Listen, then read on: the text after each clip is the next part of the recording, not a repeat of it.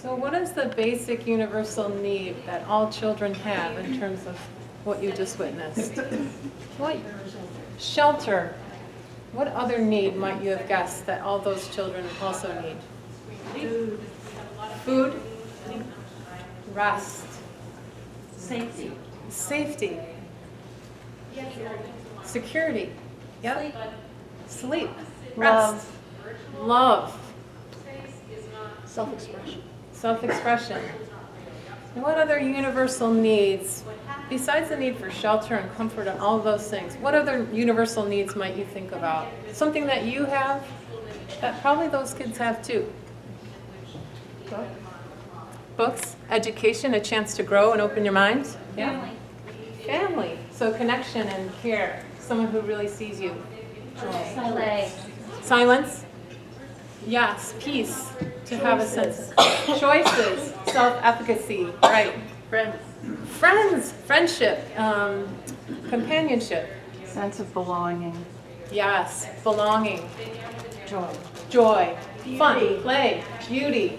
Right. So you guys are doing great in the workshop so far. You were really listening to your heart, and you can identify that there are universal needs that we all have. The tricky thing is that when you're in a conflict with someone, you can sometimes forget that the other person that you're having a conflict with has the same needs you have. When you're in a conflict, the strategies you might be using can be in conflict, but the needs present never are in conflict. You have the need for love, I have the need for acceptance. There's no denying that. They're not right or wrong, they just kind of are. Do you guys get that? Yeah. So as a superhero strategy, today what I'm going to ask you to do is to be able to, here's another thing. When we learn about how to communicate, speak the truth in love, and also to be able to help and not to harm when we're talking with people, one of the things that we have to do really well is, when someone's showing me feelings, I need to think about, I wonder what they're needing. So I'm going to practice with you something. What do you think I'm feeling? Tired. Sad. What might I be needing? And if I was tired, what might I need? Rest. Rest. That's right. So do you see how easily you guys can do that? If you have, I'm feeling X, it's always because I'm needing Y. Do you guys get that? So if I'm feeling excited, it's probably because I need, what might I need that's being fulfilled? Play. Okay. So we're going to do an exercise to help continue this power of yours, where you can look at somebody's feeling and you can have the sense of curiosity and guess about this feeling that they're having and an underlying universal need that they might have. P.S. Your brothers and sisters are included. So are your moms, your dads, your grandmas, and grandpas. All the people in your life have universal needs. So siblings are included. I'm making sure that's clear, because a lot of your conflicts are going to be right at home, where you're going to have to, and you're going to see lots of feelings, right? Why didn't you turn on the computer? I asked you to do that, right?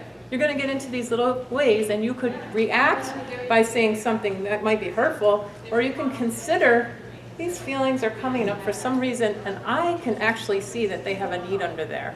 Okay? So we're going to do an exercise. Yeah. We're going to have some fun. Are you guys ready to have some fun? Yeah. Do you remember in worship where we have the Ishu and the guy with two, and there are two friends? Do you understand? I'm wondering if anybody can identify one of the needs that one of the best friends might have had.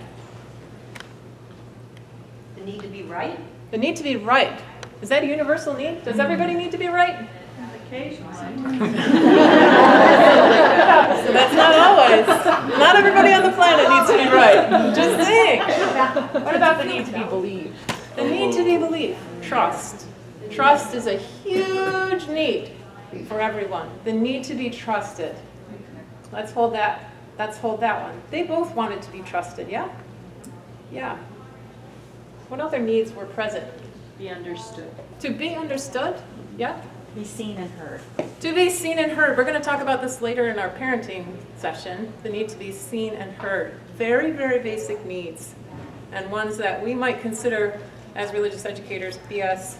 Because of the Black Lives Matter and racial issues, the need to be seen and heard is huge in our society right now.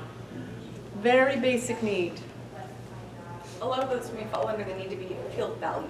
Yes, the need to feel that someone else really is feeding my needs, is looking at my needs, right? Yeah, okay.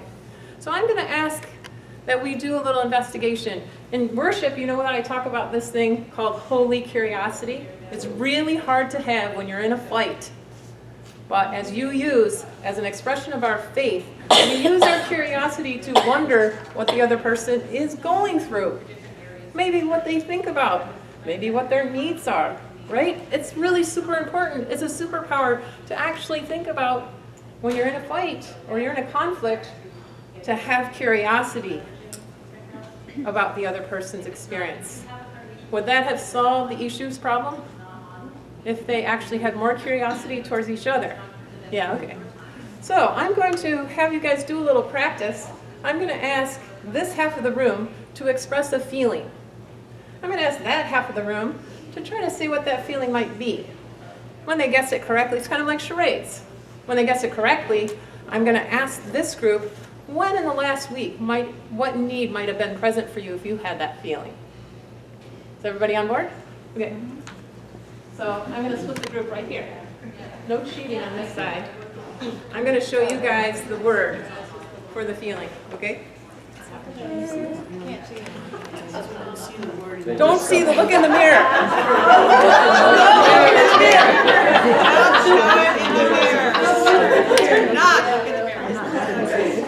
You guys got it?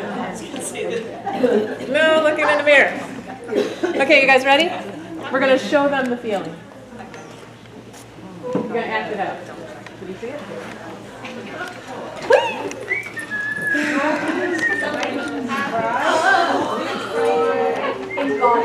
Playful, dancing, on vacation. You're very close. Grateful. Yay! Grateful. So close. Thankful. You're so close. Being carefree. It's wonderful, right there. Now, somebody on this side who had that feeling, what need might be under that feeling for you if you've had it recently? What need might have been satisfied? It's a tricky one. To forget about my troubles. My need to forget about my troubles. The need to forget about your troubles. So the need to have a sense of joy. Yeah. What else? I had a need to share. To share. So if you're feeling carefree, you might have the need to share, right? Anything else? Yeah. Let go. To let go. Absolutely. Play. To play. Yes. Do kids all around the world love to play? Yes, your parents also have this need. They may not express it to you all the time. It's true. I've had everything taken care of, so I don't need to care about anything right now. Got it. So someone taking care of your needs and you makes you feel relaxed. There's nothing on your list. Yeah? Is that true? Yeah. Okay. Do you want to try another one? Yeah. Yes. You guys ready over here? Yeah. No looking in the mirror for them. I'm going to do some trickier ones. You guys can handle it. You're like the fifth grade class around here. You guys got it? Can you see it? No, I can't think. Okay, yeah. All right, go for it. Shy. Shame. Ashamed. Anxious. Embarrassed. You got it. Embarrassed. Who was it? All right, awesome. Embarrassed. So what needs might, this was a really interesting one actually when I first came up with the kids, to actually identify what's under embarrassment. Shame. What's the need? What's the need? The need to feel accepted. And the way that that comes out is I feel embarrassed because I don't have it. Right? I don't have acceptance and I feel embarrassed. What else? To be authentic. To be authentic. That's also a basic human need, to feel connected to who I am, right? And if I can't do that, I feel a sense of embarrassment about who I am. Yeah, Be sorry. to be I sorry. mean, to be sorry, What do you mean? meaning that sorry you did something. Oh, okay. Or how about to be forgiven? That's Yeah, to be forgiven, to actually feel connected. To feel capable too, I think. To show confidence. To I show have a need to be confident. That's right, and I may feel embarrassed because I didn't really, I didn't score the goal. I didn't score the goal, exactly. The need to be perfect, so is that a universal need? No. Let's check ourselves. So the need to be perfect. We're talking about universal needs, so think again, the need to be perfect. Be accepted. It's acceptance, comes back to acceptance. Or Friendly competence. amendments. Or competence. Or competence, but a combination of those two might give you that sense that you are in that place. Yeah. Accomplished, self-efficacy. What about Yeah. adequacy? You got it? Adequacy. Adequacy, that I'm enough. Yeah. Need to be loved, I think. You got it? Okay, shall we try one more? Yeah. Okay. Oh, let's see. What's that? This is the last one. That's right. Are you guys ready over here? I'm keeping you guys on that side this time. Common. This I could do with the kindergartners.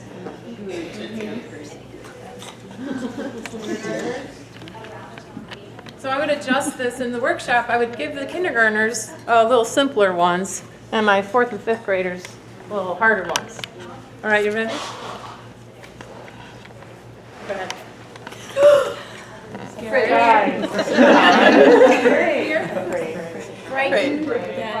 Great. So over here, what need might be underneath afraid? Safety. Security. Do your parents ever get afraid? I'm just wondering. Yes. Yes, but not as much. Yes, but not as much. Why not as much? Maybe more. Yeah. They've lived longer than you have, and they've learned certain things that if they have fear come up, that they've learned how to handle it pretty well because they have lots of experience with it. What else? What other need might be under afraid? Hope. Say more. The need to have hope, the need to trust, the need to have a belief that things could be better. Yeah. And so my need for hope somehow turns into an expression of fear because I'm not sure that that's not being met for me.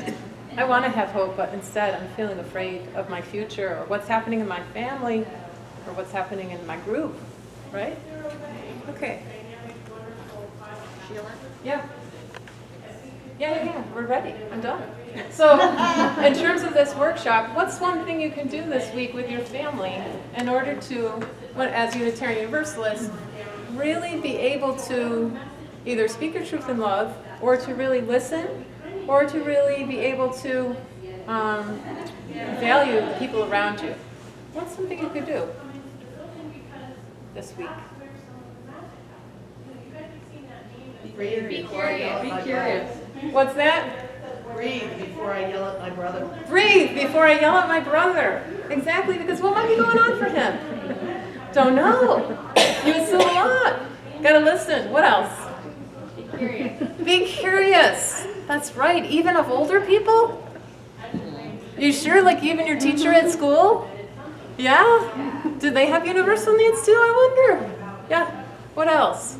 I want to play the game with my family. You want to play the game with your family. What would it look like if your older teenage sister was acting out the feeling of being, Irritated. irritated? Annoyed. For her, I'm gonna write, what is she needing on my hand? Really? Okay, just to remind yourself, and you can look at it as a little mindfulness practice. Okay. So that's it for our superhero workshop, and I'm hoping you'll take those superhero powers out into the world this week. And next week, we'll be doing ba ba ba ba ba.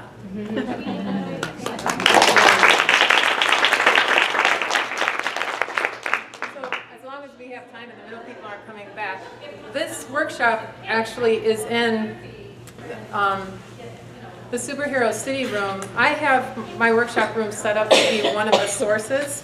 So this room is actually set up to do words and deeds of prophetic men and women and to teach out of that place. And so we always have a video that shows some kind of social justice related piece. And once a year, instead of doing a social justice project, we do a workshop on interpersonal oppression and how it could be a basic skill. This skill was, for this year, an attempt to bring nonviolent communication in, which I've been integrating across from pre-K up. So this is a space where I put it in there so that we have that piece kind of repeating. This is the basics of NVC, where kids can identify feelings and needs are connected. And that's pretty much it.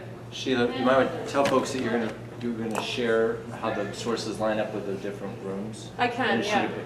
No, Yeah, that's, I think that's in a PowerPoint. Are these classrooms? Yeah, my workshop rooms are set up as the 6 sources. So instead of rotating into art, the kids rotate into like the Guru Gem is world religions, My Sacred Stage is their own experience, Thinking Cap Lab is humanism. You know what I'm saying? Yeah. So this is Superhero City is designed to be, it's usually a hands-on social justice project, but once a year, like this year, we'll deal with racism in there as the interpersonal one. Yeah. So do you have that written down somewhere, or is that on? Yeah, no, I have it written down somewhere. The workshop rooms? Yeah, those names sound. Yeah, I do. We're going to share it. We're going to share it with the stuff Pat sends out. Yeah, Okay. yeah, that's it. Any other questions? Because we're waiting. Do you use tapestry? I use, not often. I will in the summertime, but I write my own stuff because I also have like that particular thing where I'm making sure that every year I do an interpersonal thing. I have certain things that I want to make sure I cover, like because I have this huge feeling of responsibility about balance with workshop adventure. So like in that room in the fall, we always deal with, well, this year it was a Honduras project. And then in the late fall, we deal with consumerism and materialism. And then in the winter, we deal with oppression from this kind of interpersonal oppression. And then it's an environmental issue. You know what I mean? I want to make sure that in social responsibility in that room, that the kids are getting balance in terms of the issues that I want them to be aware of. So I'm not using tapestry in terms of pulling, I homegrow it. And I share that if you want them. I got like 6 years of stuff.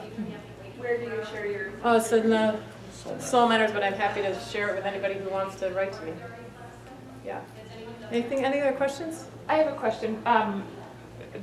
How do you train and support your volunteers within the context of those rooms if you're writing this? Yeah. How are you in 10 places at once? Yeah, so I write the template, which I'll show you when we get back all together. It's a basic template. So most of the people in my adults serve for 5 weeks and that's it a year. Either 5 or 10 weeks. If they're the workshop leader, it's 5 weeks a year and that's it. So I send them the outline of the workshop and then I talk with them about, are there any questions that you have? Usually for this particular workshop, I'm careful about who I pick. Because I have people who are trained in NVC in my congregation. I also have therapists and counselors and teachers. So I always pick somebody that I know can do this workshop. Like this one coming up on Ancestry, I think we're doing animals and death. And I already have one person say, I don't think I can do this. I just lost my cat. You know what I mean? So I have to be careful. Some of the topics are sensitive and I want somebody in there who has the comfort level who can deal with it. You know, so I'm a little fussy when it comes to particular things. Yeah. Yeah. I just have a pulling back question. Yeah. Just the workshop rotation. So the person is leading the Here they come. same workshop, but For 5 different weeks. levels for 5 weeks. So Yeah. so you have a completely different organizational structure than I have right That's now. right. Yeah. But I do have, I used to have Saturday night as well, and I only had like a small church on Saturday night. And so for that, a person would volunteer 5 times a year, and they would be the first week of the rotation. the first week of this rotation. You know what I mean? So they're volunteering 5 times a year for 5 different workshops because I only needed 1 or 2 of them a week. You know what I mean? A different rotational system. You know what I'm saying? It's a little confusing if you're not in it all the way.